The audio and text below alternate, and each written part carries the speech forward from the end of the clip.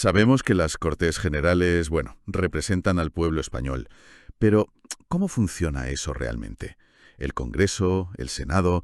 ¿Qué dice nuestra Constitución sobre ellos? Pues precisamente eso es lo que vamos a ver hoy. Nos metemos de lleno en el título tercero, capítulo 1 de la Constitución. El manual de instrucciones, digamos. Exacto, el diseño fundamental de nuestro Parlamento. Y es que estas reglas no son pura teoría, ¿eh?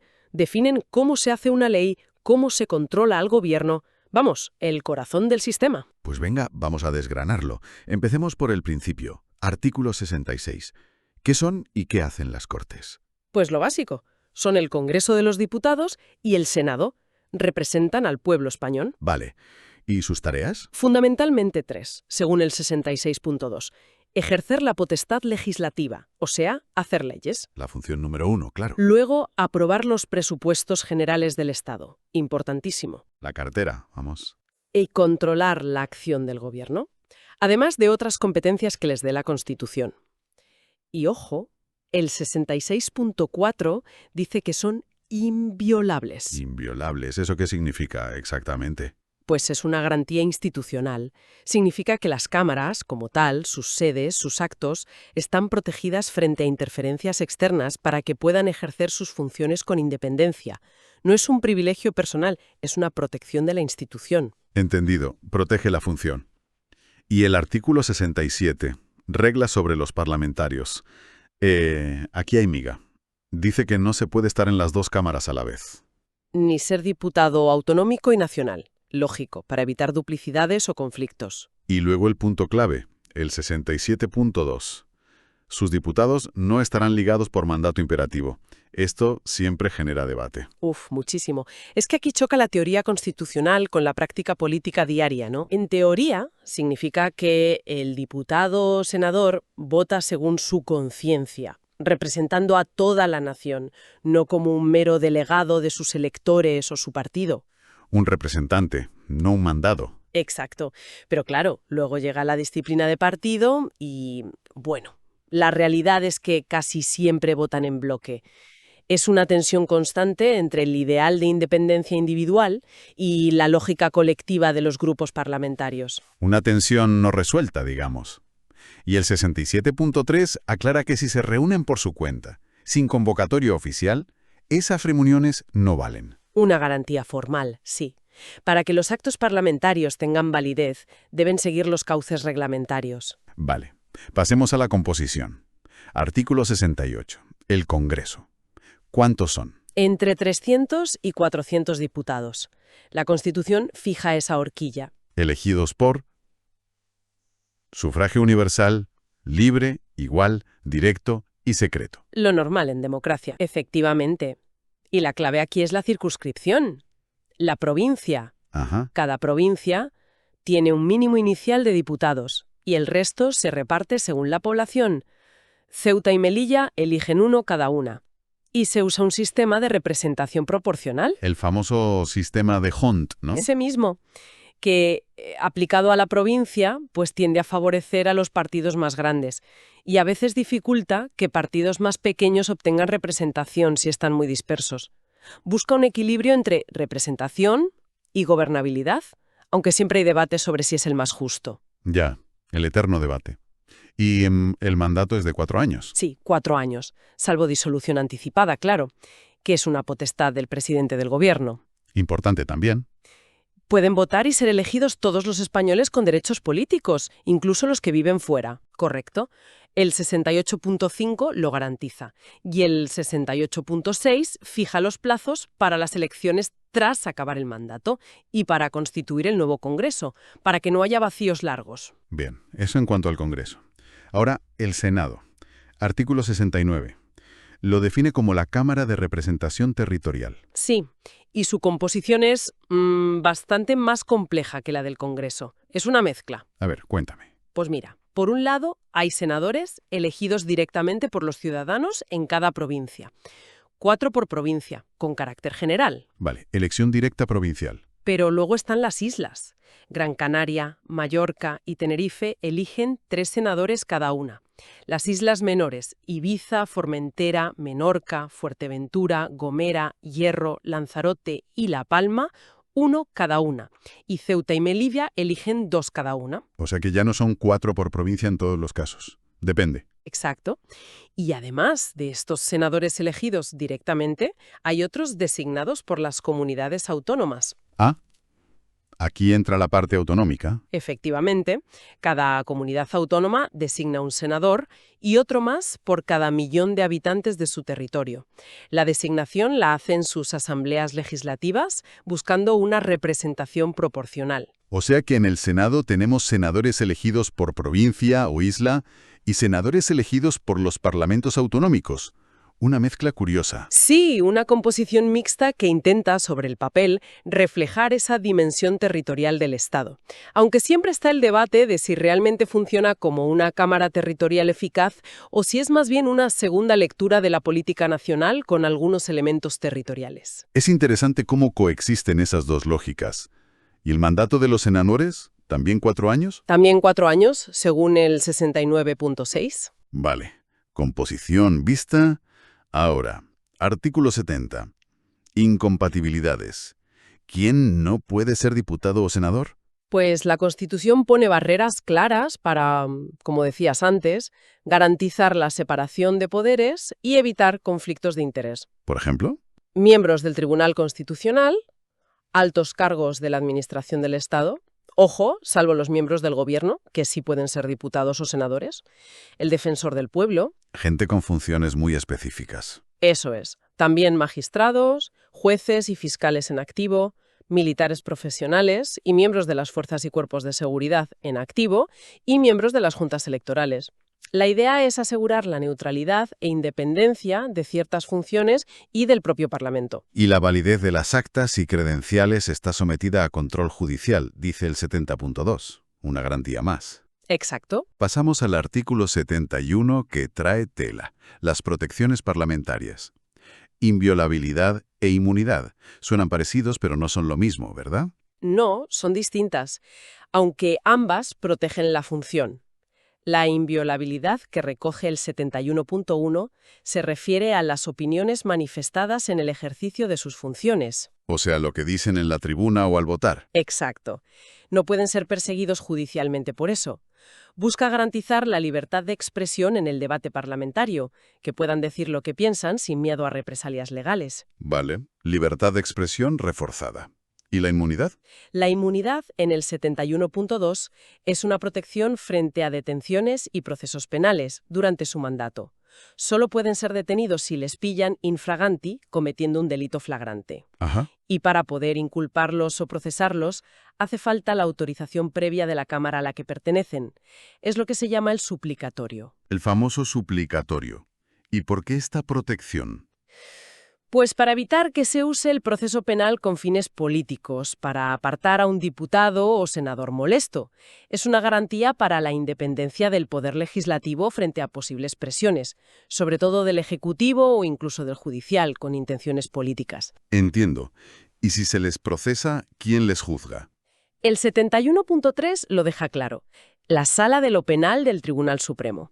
Es lo que se conoce como aforamiento. Que también genera debate público. Claro. La justificación constitucional es que sea la más alta instancia judicial la que juzgue a los representantes de la soberanía popular, como una garantía procesal.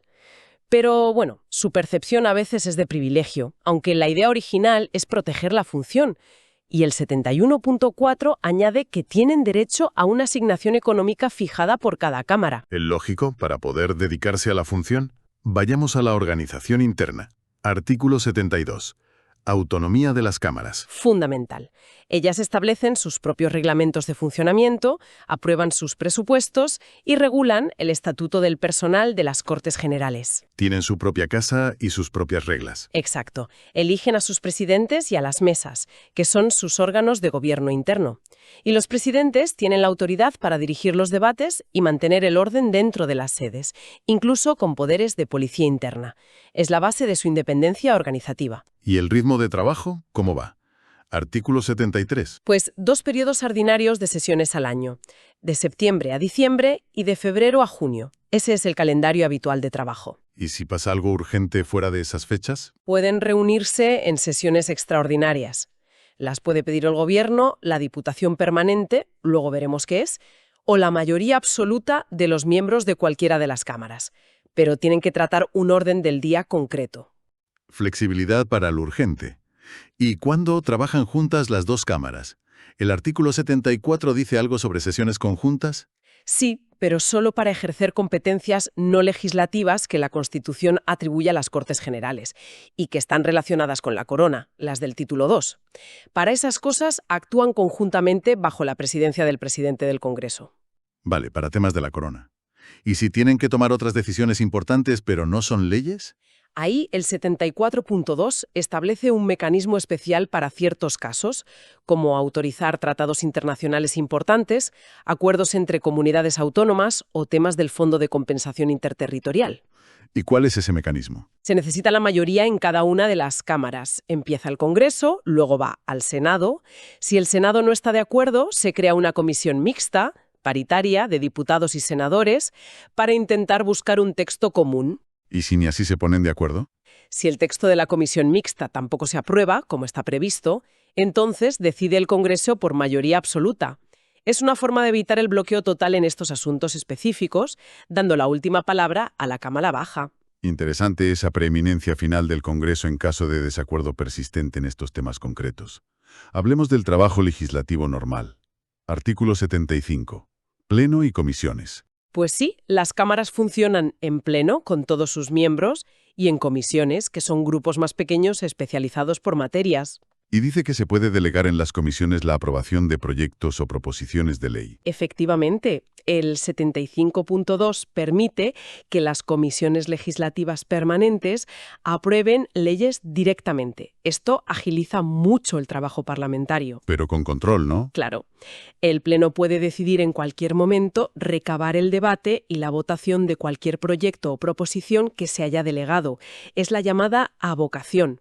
Y sobre todo, hay materias que nunca se pueden delegar. ¿Cuáles son esas materias tan importantes? El 75.3 las lista. La reforma constitucional, las cuestiones internacionales, las leyes orgánicas y de bases y los presupuestos generales del Estado. Esas siempre tienen que pasar por el Pleno. Lógico, son las decisiones de mayor calado. Se busca eficiencia con las comisiones, pero las grandes decisiones al Pleno. Exacto. Equilibrio entre agilidad y control democrático. Otro tipo de comisión, las de investigación. Artículo 76. Suenan importantes. Y lo son. El Congreso, el Senado o ambas cámaras juntas pueden crear comisiones de investigación sobre cualquier asunto de interés público. ¿Para investigar qué? ¿Delitos? No exactamente. Su función no es judicial, es política. Buscan esclarecer hechos, determinar responsabilidades políticas, no penales. Sus conclusiones no vinculan a los tribunales, es decir, no son sentencias. Pero pueden tener consecuencias. Desde luego. Pueden comunicarse al Ministerio Fiscal para que actúe si ve indicios de delito. Y sobre todo tienen un gran impacto político y mediático. Son una herramienta de control al gobierno y a la administración muy potente. ¿Y si te llaman a comparecer? ¿Puedes negarte? No. El 76.2 dice que la comparecencia es obligatoria y la ley regula sanciones para quien no cumpla. Esto refuerza su capacidad para obtener información. Herramienta de control seria. ¿Y los ciudadanos? ¿Podemos dirigirnos a las cámaras? Artículo 77. Peticiones. Sí, se pueden presentar peticiones individuales o colectivas, siempre por escrito. Lo que prohíbe es presentarlas directamente mediante manifestación ciudadana. Hay que usar el cauce formal. ¿Y qué hacen con ellas? Las cámaras pueden remitirlas al Gobierno y si la petición afecta a algún interés general, pueden exigir al Gobierno que se explique sobre su contenido. Es un canal de participación, aunque quizá no el más conocido o usado. Pero ahí está. Interesante. Llegamos a una figura clave para cuando no haya actividad normal. La Diputación Permanente. Artículo 78. ¿Qué es esto? Pues es como el Parlamento de Guardia. Existe una en cada cámara, compuesta por un mínimo de 21 miembros, que representan a los grupos parlamentarios en proporción a su importancia numérica. ¿Y cuándo actúa? Pues cuando las cámaras no están reunidas entre periodos de sesiones, en vacaciones, o cuando el mandato ha terminado o han sido disueltas, hasta que se constituyan las nuevas Cortes. ¿Y qué puede hacer? Sus funciones son cruciales, según el 78.2. velar por los poderes de las cámaras cuando no están reunidas, convocar sesiones extraordinarias si es necesario y, sobre todo, pueden asumir temporalmente algunas facultades importantes de las cámaras si éstas están disueltas o ha expirado el mandato. ¿Cómo cuáles? Pues, por ejemplo, la convalidación de decretos leyes que aprueba el Gobierno en caso de urgencia o las competencias relacionadas con los estados de alarma, excepción y sitio. Garantizan la continuidad institucional y que el poder legislativo no desaparezca por completo en ningún momento. Un órgano fundamental para la estabilidad, entonces. Sin duda. Cuando se reúnen las nuevas Cortes, la Diputación Permanente da cuenta de los asuntos tratados y de sus decisiones. Perfecto. Ya casi terminamos el capítulo. Artículos 79 y 80. Cómo se toman decisiones y la publicidad. Reglas básicas de funcionamiento. Para adoptar acuerdos, las cámaras tienen que estar reunidas reglamentariamente y con la mayoría de sus miembros presentes, es el quórum. Si no hay suficiente gente, no se puede decidir. Exacto. Y para que los acuerdos sean válidos, deben ser aprobados por la mayoría de los miembros presentes, salvo que la Constitución o las leyes exijan mayorías especiales, como la absoluta o 3/5 para ciertas cosas. Mayoría simple como regla general, mayorías cualificadas para lo importante. Eso es. Y el 79.3 recalca algo que ya salía en el 67.2. El voto de los senadores y diputados es personal e indelegable. Insiste en la responsabilidad individual, aunque luego esté la disciplina de voto. Esa tensión permanente que comentábamos. Y por último, el artículo 80. Publicidad de las sesiones. Principio fundamental. Las sesiones del Pleno de las cámaras son públicas. Podemos saber qué se debate y qué se vota. Efectivamente. Salvo acuerdo en contrario de cada cámara, adoptado por mayoría absoluta o con arreglo al reglamento, por causas justificadas. Pero la regla general es la transparencia. Bien, pues hemos recorrido todo el capítulo 1 del título 3. La estructura básica de las Cortes Generales está aquí. 2 cámaras, con distinta lógica, sus funciones clave, cómo se eligen, sus protecciones, cómo trabajan. Sí. Hemos visto la arquitectura constitucional del poder legislativo, el Congreso, más centrado en la representación popular proporcional, el Senado, con esa mezcla territorial más compleja, sus herramientas: legislar, presupuestar, controlar, las garantías de sus miembros, inviolabilidad, inmunidad, y sus reglas de funcionamiento interno: autonomía, periodos de sesiones, pleno, comisiones, diputación permanente. Es el diseño, el plano sobre el papel. Exacto.